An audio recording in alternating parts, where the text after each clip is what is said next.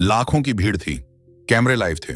सामने एक एसएचओ खड़ा था, चमकदार वर्दी मगर पसीने से भीगा चेहरा, और उसके ठीक सामने सीधी रीढ़ के साथ सादे कुर्ते में खड़ा था एक नौजवान आईपीएस अफसर। उसकी आंखों में ना गुस्सा था ना घमंड, बस एक अटल संकल्प था। उसने फाइल मेज पर फेंकी और कहा, तुम्हें सस्पेंड किया जाता है। तुमने 13 साल पहले जो किया था उसका जवाब आज संविधान देगा। एसएचओ का चेहरा फक पड़ गया और पूरा थाना सन्न। छत्तीसगढ़ के एक छोटे से गांव अमलीपारा में सूरज वर्मा का जन्म हुआ था। उसका नाम भले ही सूरज था, मगर उसका बचपन अंधेरे में बीता। मिट्टी की झोपड़ी, टूटी चप्पलें और सबसे बड़ा अभिशाप, उसकी जाति। पिता बलीराम वर्मा खेतीहर मजदूर थे।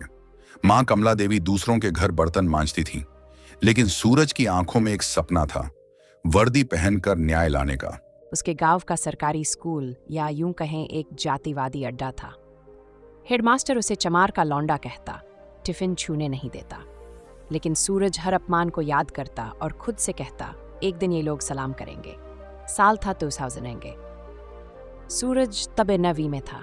एक दिन गांव की ठाकुर लड़की से रास्ते में उसकी बातचीत हो गई। बस एक किताब मांगी थी। शाम तक पंचायत बैठी और रात को पुलिस आ गई। एसओ धर्मपाल ठाकुर ने बिना एफआईआर, बिना पूछताछ उसे उठा लिया।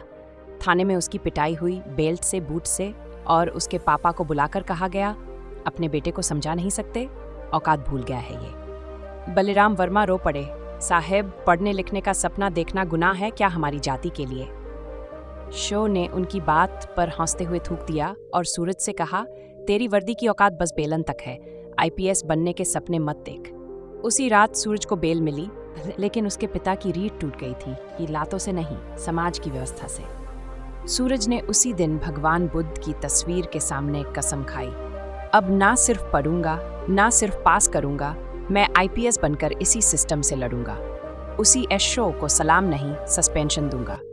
सूरज ने खेतों में मजदूरी की, ट्यूशन पढ़ाया और दिन रात किताबों से दोस्ती की। कोचिंग के पैसे नहीं थे तो उसने पुरानी किताबें पढ़ी। बिजली नहीं थी तो स्ट्रीट लाइट के नीचे बैठकर पढ़ा। कई बार भूखा सोया मगर सपना नहीं छोड़ा।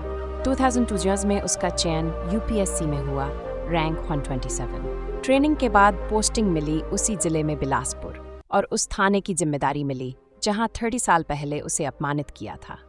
एसओ धर्मपाल ठाकुर अब भी वहीं था, वही घमंड, वही जातिवाद। लेकिन आज उसके सामने वही लड़का था, आईपीएस अफसर बनकर। सूरज ने सबसे पहले एफआईआर की पुरानी फाइलें निकाली और पाया कि उस केस की कोई लिखित शिकायत तक नहीं थी। उसका नाम पुलिस रजिस्टर में नहीं था, यानी गिरफ्तार करना ही अवैध था। उसने आरटीआई डाली, गांव के 3 चश्मदीदों को बुलाया। सबने गवाही दी।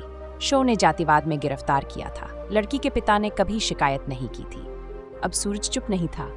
उसने शो को ऑफिस में बुलाया, कैमरे लाइव थे। फाइलों को मेज पर रखते हुए सूरज ने कहा, धर्मपाल ठाकुर, 3 साल पहले तुमने एक मासूम दलित छात्र को बिना आरोप, बिना फायर थाने में बंद किया, उसकी पिटाई की। आज वो छात्र आईपीएस अफसर बन चुका है। मैं तुम्हारे खिलाफ विभागीय जांच शुरू कर रहा हूँ और फिलहाल तुम्हें निलंबित किया जाता है। शो सनन रह गया। बोला, बदला ले रहा है तू? सूरज ने कहा, ये बदला नहीं, ये संविधान का जवाब है। जो तुमने छीना था वो मैंने कानून से वापस लिया है। कैमरे की फुटेज वायरल हो गई।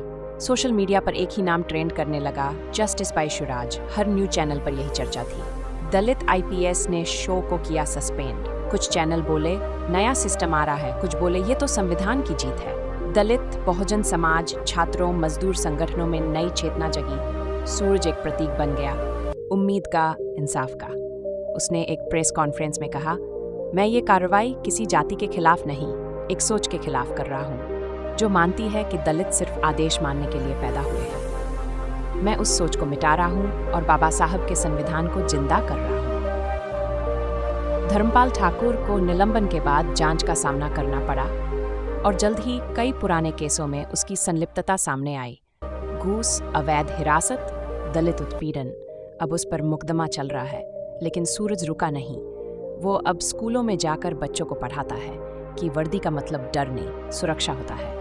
अगर आपको ये कहानी प्रेरणादायक लगी हो तो वीडियो को लाइक करें, शेयर करें और चैनल अंबेडकर आवाज को सब्सक्राइब करना न भूलें। कमेंट करके बताएं क्या आज के आईपीएस अफसर वाकई बदलाव ला सकते हैं? जय भीम।